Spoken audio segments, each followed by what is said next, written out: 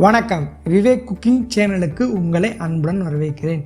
இன்றைக்கி நம்ம பார்க்க போகிற உணவு குறிப்பு பார்த்திங்கன்னா காலை உணவு தான் பார்க்க போகிறோம். அரிசி மாவு ரொட்டி செய்ய போகிறோம். அரிசி மாவு ரொட்டி செய்ய தேவையான பொருட்கள் பார்த்துக்கோங்க. வாங்க நம்ம வீடியோக்குள்ளே போகலாம். பச்சரிசி மாவு ரொட்டிக்கு முதல்ல மாவை பிசைய போகிறோம். வானலில் 1.5 கப் அளவுள்ள பச்சரிசி மாவை சேர்த்துக்கோங்க. சேர்த்ததுக்கப்புறமா 1/4 டேபிள் ஸ்பூன் அளவு உப்பு சேர்த்துக்கோங்க.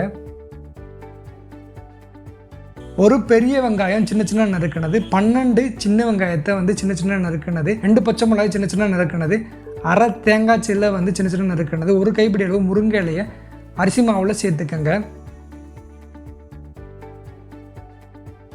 சேர்த்ததுக்கப்புறமா 1/2 டேபிள் ஸ்பூன் அளவு ஜீரகம் சேர்த்துக்கங்க. 1/2 டேபிள் ஸ்பூன் அளவு சோம்பு சேர்த்துக்கங்க.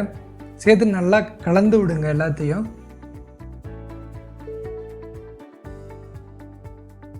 தண்ணி உங்களுக்கு தேவையான அளவு சேர்த்துட்டு நல்லா பிசைஞ்சுக்கோங்க. இந்த டோவானது சப்பாத்தி மாவுக்கு நம்ம எப்படி பிசைவோமோ அதே மாதிரி பிசைஞ்சுக்கோங்க.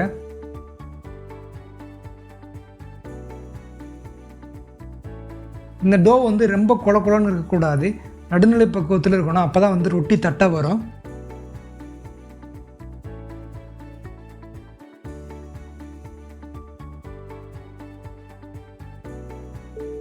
சாஃப்ட் டோ ரெடி ஆயிடுச்சு. ரெடியான டோவை காணொலியில் காட்டுற மாதிரி பிரிச்சுக்கோங்க. உருண்டையை உருட்டி பிரித்து வச்சுருங்க.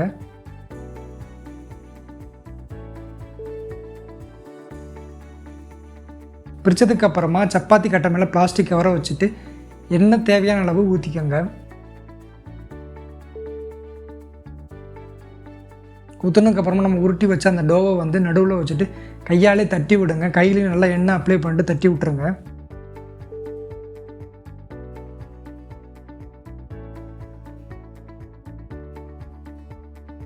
நல்லா ரவுண்டாக தட்டியாச்சு. தோசைக்கல் நல்லா காஞ்சதுக்கப்புறமா 1/2 டேபிள் ஸ்பூன் அளவு எண்ணெய் சேர்த்துக்கங்க. சேர்த்ததுக்கப்புறமா செஞ்சு வச்ச ரொட்டி மாவை தோசைக்கல்லில் வச்சுட்டு நல்லா பொன்னிறமாக வர வரைக்கும் 2 பக்கமும் நல்லா வேக வச்சுக்கோங்க.